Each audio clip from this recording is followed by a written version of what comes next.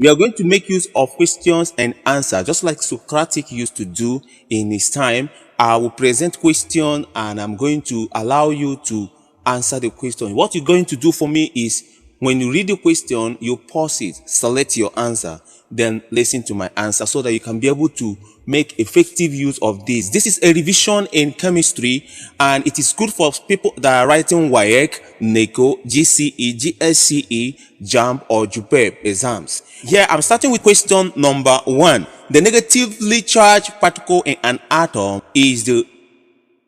Okay, let me first of all remove the options that are not correct. We have here proton is the positively charged and positron is a positively charged that is also found around the nucleus of an atom, but proton is found in the nucleus of an atom. Neutron is the neutral charge. That is to say option A is the correct answer. Question number 2 says how many orbits are contained in an atom with atomic number 13. Don't be confused here. The question is orbit and not orbital. Orbit refers to shell or energy level, or we can even say period in the periodic table. That's what I mean by period, where the electron revolves. That is the energy level where the electron revolves. Whereas when we talk about orbital, we are referring to sub-energy level, where the probability of finding electron is about 95%. If the question is number of orbitals, we would have used 1s2, 2s2, 2px, 2py2, 2pz2, 3s2, 2ps1, as you can see in the diagram here. If you count this, the value will be 7 orbital has been made use. But 7 is not the correct answer because we're talking about distribution of electron using shell. So we have 2, 8, 3, just like KLM. And if we count it is 3 shell, it means there are 3 orbits for atom with proton number 13. Therefore, option D is correct. Question 3. The van der Waals forces are dominant intermolecular forces in dash. I need you to understand what van der Waals forces are because they are the very weak intermolecular forces and it should be found mostly in covalent molecules. Mind the word covalent molecules. Let us look at the options. Ammonium chloride is a solid ionic compound. Ammonium chloride also has covalent property and coordinate covalent property inside in ammonium chloride. Let's go for chlorine. Chlorine is covalent molecule. Let's go for sodium chloride. Sodium chloride is ionic and water is covalent molecule. Now if you look at it, sodium chloride has been a clear option we can remove immediately. Now we are looking at ammonium chloride. Ammonium chloride still have 3 forces in one compound. That means that it is not the van der Waals forces that are dominant here. Therefore we remove ammonium chloride. Now we are battling with chlorine and water that are covalent molecule. But if you look at water, water has another force inside it called hydrogen bonding. This hydrogen bond is competing with the van der Waals forces. Therefore we still don't have the dominancy of van der Waals forces in water. Rather we see it in chlorine. Therefore the option B is the correct answer. Question number 4. The compound formed between atomic number 14 and atomic number 16 elements is dash. To answer this question, one have to know what we mean by valency. And valency is the combining power of a substance according to chemistry. But when we want to represent valency in mathematics, you just make the absolute value of the charge of that particular ion or radical. This is gotten by just looking at the charge of the radical. But if it is an element, it is gotten by electronic configuration of the element. Here the question is actually portraying elements. So we have 284 and 286 representing electronic configuration of X and Y. To complete the octet state in X and Y, we require 4 electrons and 2 electrons. Now, the X element can actually, the total charge that is supposed to have is either +4 or -4. Now, the valency of this will be 4 because we say we need to remove the charge value to get our valency. That is the combining power. If we go for the element Y, it's going to be -2. Removing the sign of the negative, we are going to have the valency to be 2. Now we are going to have X superscript 4 and Y superscript 2. Now we are going to have what we call crisscross, where the 4 from x will go to the y and the 2 from this y will go to the x. That is what we mean by crisscross. Now, if you look at it, we still have 2 and 4 in common. Therefore, they cancel each other to give us x, y, 2. Question number 5. The shape of a molecule of water is dash. The correct answer is non-linear. Another name for this non-linear can be V-shape. Other people can say it is angular. You see this octahedra. An example of this octahedra is diamond. Pyramidal is ammonia. And tetrahedra, example of it is methane. Question number 6. A metallic ion Z2 plus with an inert gas structure contains 18 electrons. How many protons are contained in this ion? The solution to this is using this simpler formula: electron plus proton equals to charge. Now, if you remember that electron is signified by negativity and proton is signified by positivity, therefore we make the proton the subject formula. The answer gave us proton number to be 20. So option A is correct. Question number 7. Which of the following pairs of elements form amphoteric oxide? Option A and B are removed since the elements are found in group 1 and group 2, which is a must. They will form basic oxides. The conflict is between the option C and D. If you check the option C, we have boron and aluminium, which I am taking as the correct answer because option D contains silicon, which no way forms amphoteric oxide, rather a weak acid, although the lead are amphoteric in nature.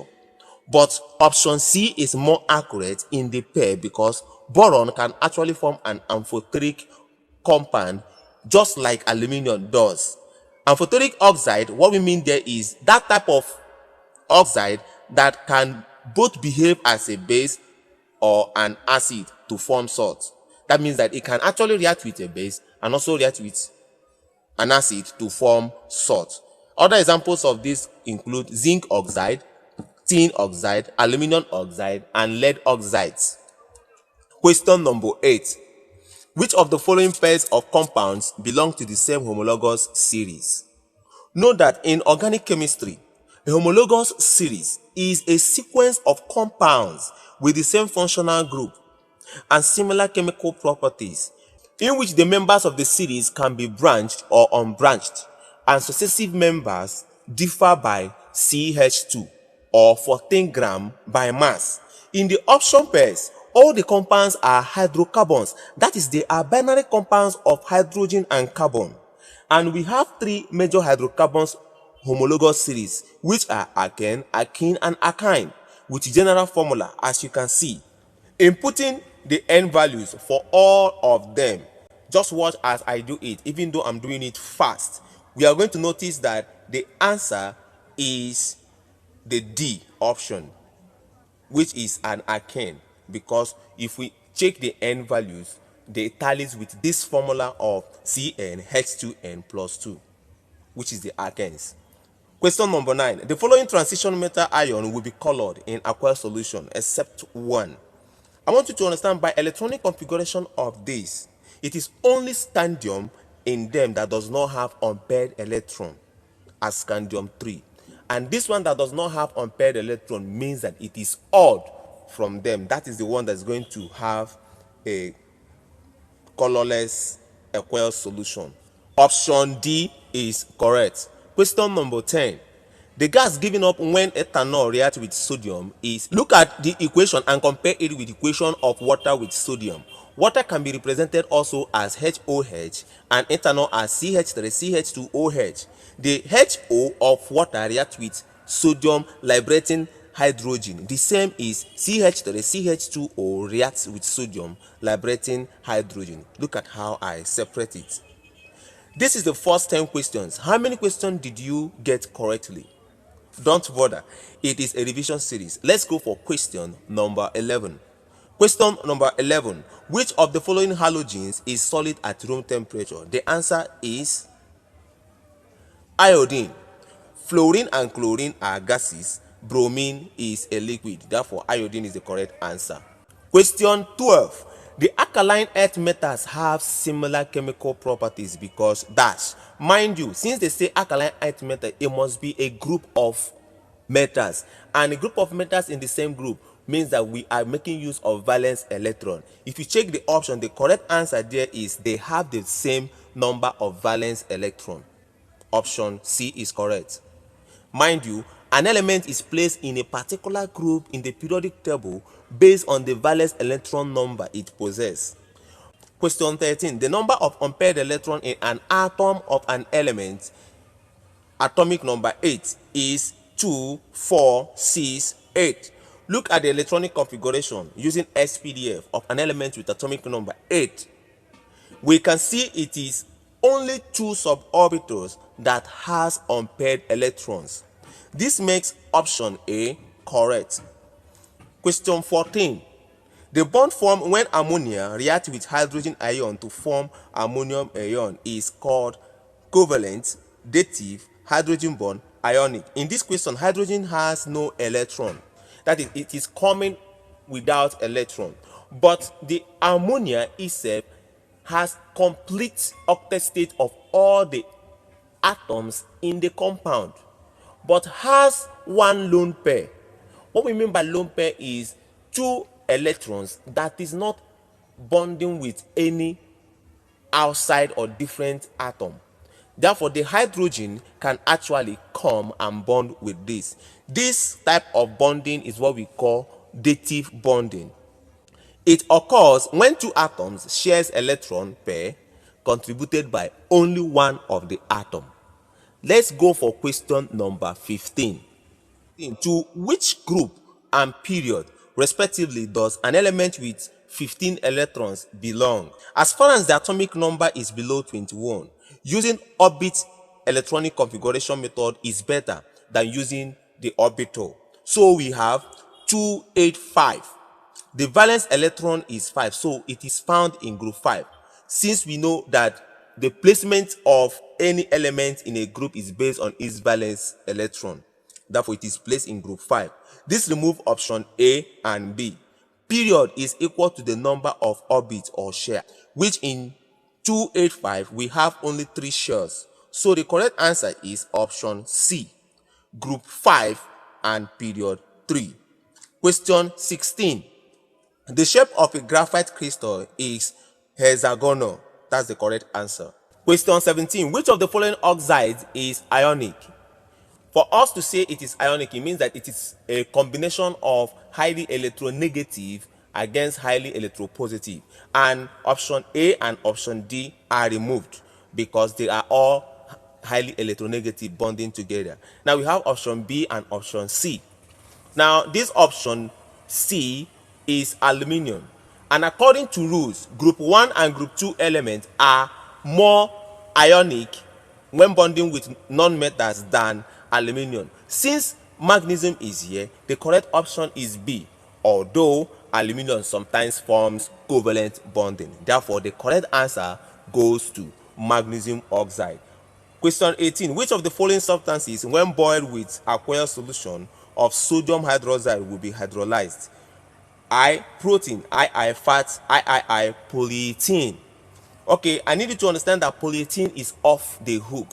The correct answer should lie between protein and fat. Now, option A is I, which is not complete. Option B is II. The correct option here is I and II, which is protein and fat. I want you to understand that when this is done on protein, we are going to have amino acid. When it is done on fat, we are going to have salt, unorganic salt, which we call soap. Question 19. Which of the following triazonitrate 5 salts would decompose on heating to form a metal? In the reactivity series, as you can see now, the rule is group 1 decompose on heating to form diazonitrate 3, and there is oxygen gas evolution. And if we remove silver and gold, any other nitrate decompose on heating to form the metallic oxides like calcium oxide, magnesium oxide from calcium triazonitrate 5 and magnesium triazonitrate 5. I hope you get me here. Okay, now there are also going to be a brown color of nitrogen 4 oxide and oxygen evolution.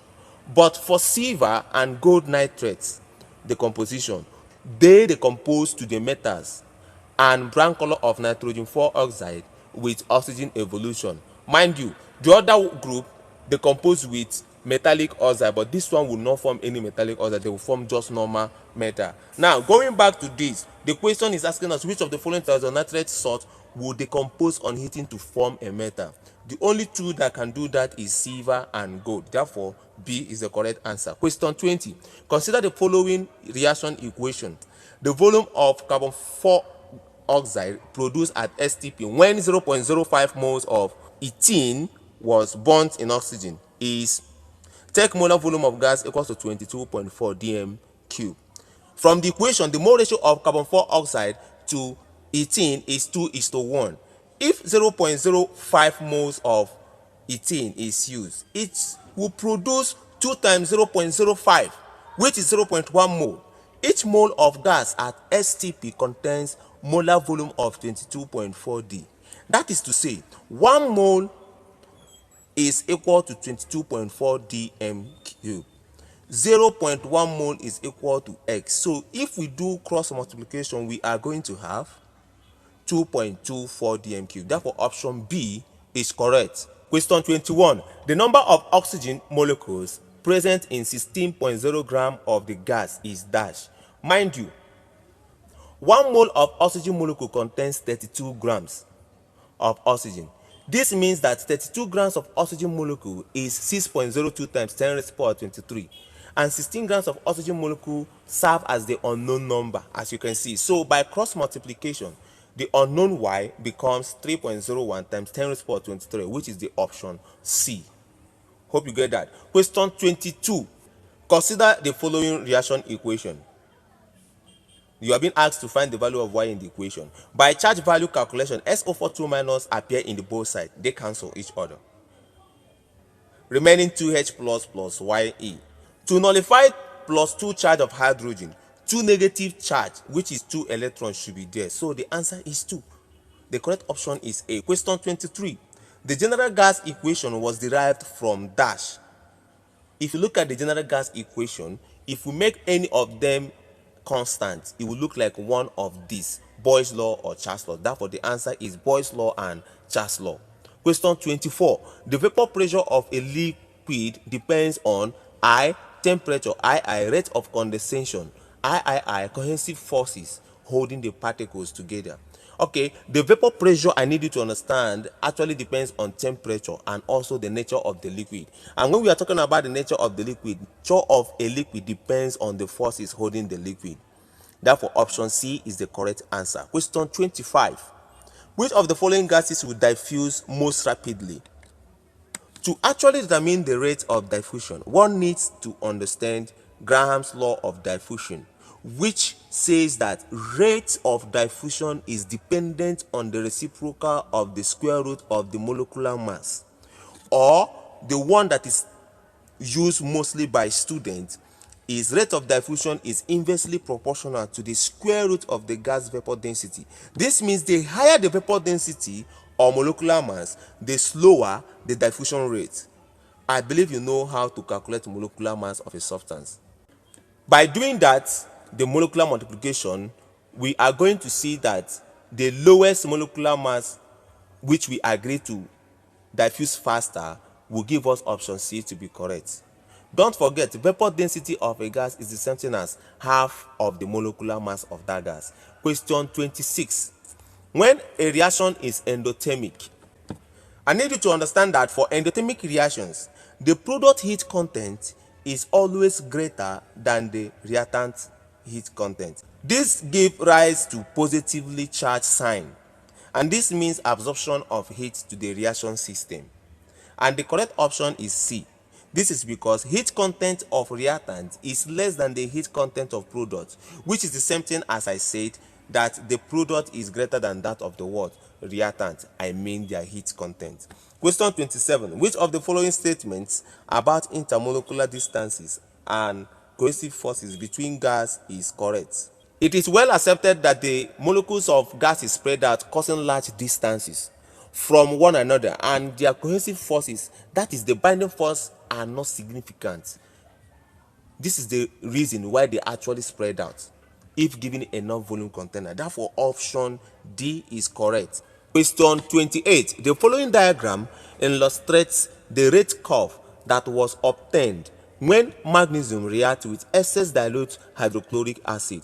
The diagram became horizontal at S because of what? In the beginning of the reaction, there is a fast conversion of magnesium to magnesium chloride, and this fast conversion gives this high steep. But at that point when we have the horizontal, what happened there is that there is no more magnesium converting to magnesium chloride. Therefore, we see no change. That horizontal means that there is no change despite the time going. Therefore, option C is correct. Question 29.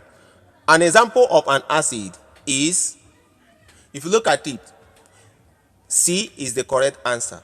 I know you may be wondering why. The option A is a salt. Yes. Option B is a salt. Option C is a salt, and option D is a salt. But option D is a normal salt. Option C is an acidic salt on its own.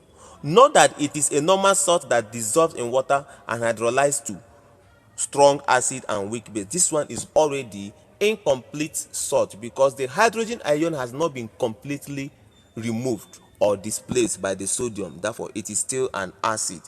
Question 30. Which of the following oxides can be reduced by hydrogen? To answer this one should know the reactivity series of metals, and you also need to know that metals above hydrogen will liberate hydrogen from its compound, but metals below hydrogen are being removed from their compounds when reacting with hydrogen. So silver oxide is the correct option, which is the option D. Question 31. Solubility is practically applied in dash. The correct answer is solvent extraction. Question 32. Which of the following compounds is the least soluble in water? From solubility rule, all sorts of sodiums are soluble. So option C and D are removed. Except lead, silver, and mercury ion, all chlorides are soluble, making option A, C, D off. So our answer is option B, which is calcium tetraodosulfate 6. Question 33. A substance which dissolves readily in organic solvents will be. I need you to know that all organic solvents are covalent compounds except few, if there is any, making option A correct, because the option B, C, D are all ionic compounds properties or characteristics. Question 34. A change in the temperature of a saturated solution disturbs the equilibrium between what? One should know that in a saturated solution at equilibrium, the rate of dissolution of solute, that is the rate of dissolving of solute and reforming the solid, that is coming back to become the solid itself, are equal. This means option C is correct, since it is a battle between dissolved solute and undissolved solute. Question 35. Which of the following statements about an electrochemical cell is correct? There is a rule in electrochemistry that you should not forget, which I dropped in mnemonics. Red cat. Red cat means reduction occurs at cathode, whether it is electrochemical cell or electrolytic cell. If we have agreed that reduction occurs at the cathode, then oxidation occurs at the anode, which is the direct opposite pole of cathode. So option A is correct. Question 36. Consider the following reaction equation. First of all, what is oxidation? This is the increase in oxidation number or loss of electron by an atom or addition of oxygen to a species or removal of electropositive element or hydrogen from a species. In each of the following definitions of oxidation, the possible best definition for the above reaction is addition of oxygen, because we have oxygen there. Here, between CuO, that is the copper oxide, and hydrogen, Which of the species is receiving oxygen? Which is the hydrogen. Therefore, the hydrogen, which is the option C, is correct. Question 37. Which of the following metals is the strongest reducing agent? To determine the strongest reducing agent among metals, the activity series is used. The element on top column is stronger than the rest below. So we have potassium standing as the strongest reducing agent and the least is silver. Note, reducing agent means it can donate electron readily, which is losing electron easily. Therefore, option C is the correct answer. Let's go for question number 38. Question 38. The complete hydrogenation of benzene gives. The word used there is complete hydrogenation. This means all the multiple bonds will become all single. This points to an alkane, removing option A and C. But benzene is a cyclic hydrocarbon, which points to cyclohexane as the correct answer. Question 39. A compound has an empirical formula CH2O and molecular mass of 90. By equation method, we will have 30N equals to 90 after we have substituted the values of the relative atomic masses of these elements, carbon, hydrogen, and oxygen.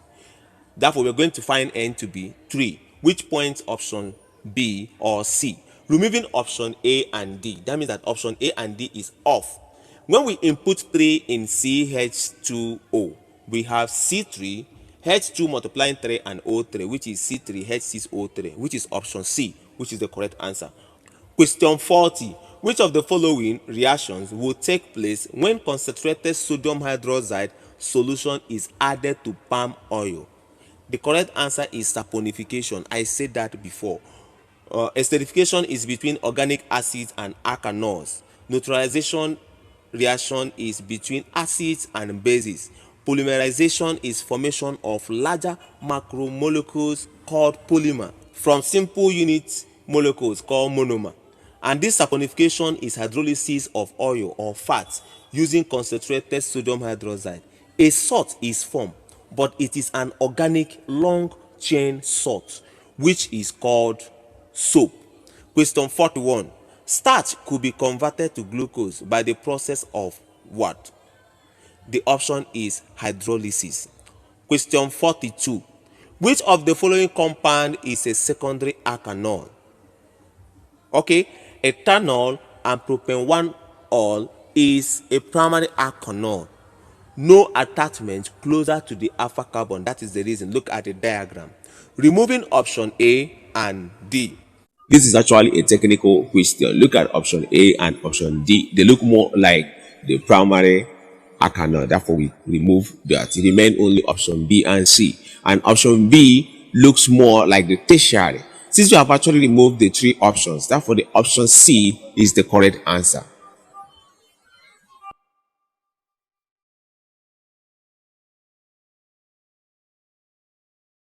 For question 43. Which of the following substances is a heavy chemical?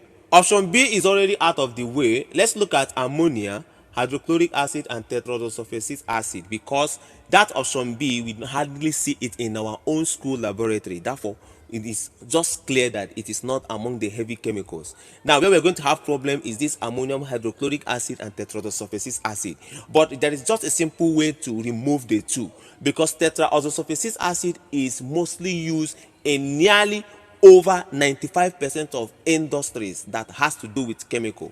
Therefore, it must be produced in a larger quantity, making option D correct, because a heavy chemical is produced in a very large quantity and it is mostly seen in over 95% of all chemical laboratories and industries.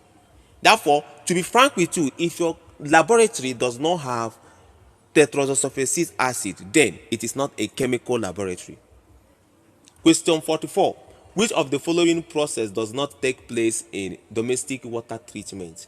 The correct option is neutralization reaction. Another option they normally bring in this type of question is distillation. I can actually ask you, why is it that distillation is not there? Because if you look at distillation has to do with energy that will heat up the water and boil it for it to evaporate, and we distill that. This is a long process that requires energy. Therefore, we are not able to go for distillation when we want to do water treatment that we supply to the town.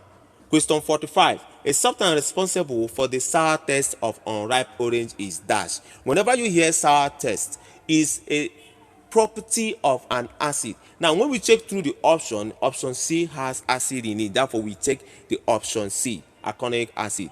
Which of the following products of biotechnology can be used as a fuel in place of petrol? Mind you, they say in place of petrol, and petrol is hydrocarbons. Since they are talking about something that is not hydrocarbon, butane and ethene is removed. Now we are only having ethanol and propanol, and ethanol is more close to bio than propanol. That is, we can get that ethanol from starchy food, as you know, from fermentation. Therefore, the correct answer is ethanol rather than propanol, nor butane and ethene. Question 47. Which of the following polymers is thermosetting? We have two types of polymers, thermosetting and thermoplastic. The thermoplastic, we can still remodel it after when you heat it, but thermosetting does not change. The correct answer is bakelite. Question 48. Which of the following gases is monoatomic? For my students, the code for diatomic gases is He-Fon-Klein, representing hydrogen, fluorine, oxygen, nitrogen, and chlorine. Therefore, option A is correct since it is not found in this code. That is to say, if it is not found in this little code, it is not diatomic gases. He-Fon-Klein are. Question 49. The correct balanced equation for the reaction between aluminium metal and hot concentrated tetrodosulfate 6 acid is. If you look at option A, you will have this at the left hand side and this at the right hand side, and option B has this at the left hand side and this at the right hand side. I want you to keep on comparing the number if they are all equal. Option C and the option D, if you look at it, you see that option B, C, D all have contradicting number of atoms there, because in a balanced equation the number of atoms of the different element must be equal in both hand sides. Do you get me? Therefore, the correct option here is A. Question number 50. Consider the following equilibrium system. The addition of more oxygen to the system will shift the equilibrium position to the. Okay, the correct option is A. The reason being that the reactant concentration is increased. Whenever the reactant concentration is increased, that is to say we are going to have increase in the product formation or product concentration, which is going to lead to what? Production of sulfur 6 oxide. I hope you get that. Okay, I would like you to check what you score and see how far you have learned. Don't forget to share the link on your platform. I wish you good luck in your exams, and don't forget, practicing over and over again will help you. Thank you so much for being with me to this time.